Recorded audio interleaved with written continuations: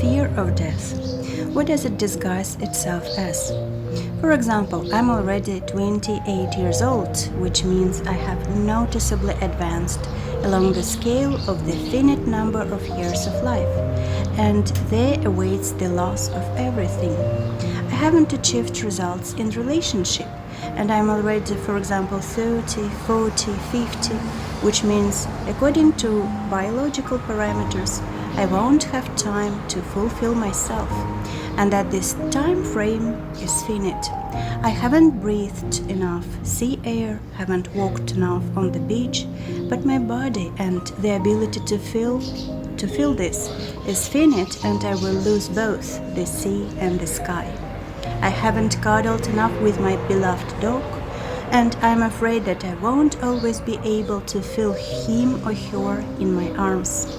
I haven't bought the most ideal car or villa, but to set up a new house takes a lot of effort, and what if tomorrow I become weak or get sick?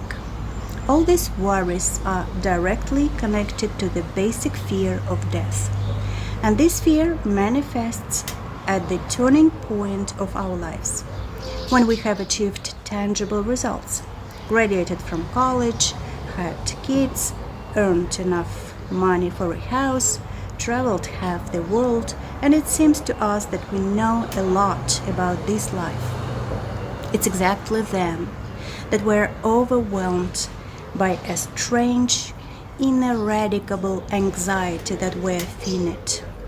What we have is finite. Everything we have is finite. And at a certain moment, numbness takes hold of us.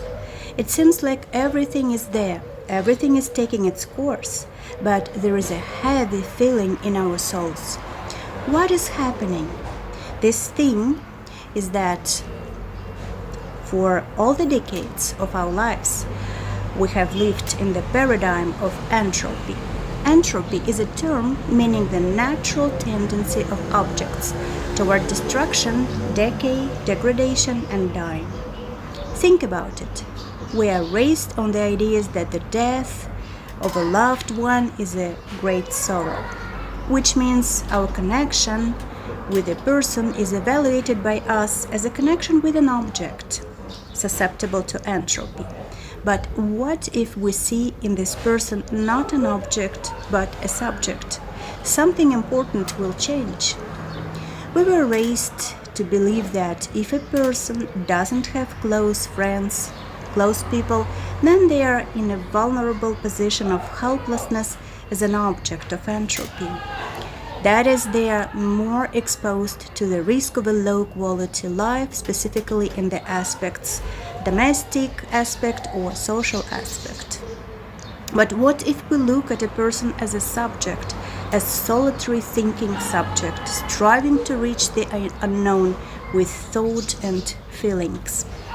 Wouldn't the position of such a person change, radically change? Consequently, we see that the fear of death is the tip of the iceberg of the concept called entropy, or the inevitability of the end. But is this the only possible concept, or just the dominant concept, the dominant one in our consciousness? The essence of our existence radically changes depending on the choice of the concept.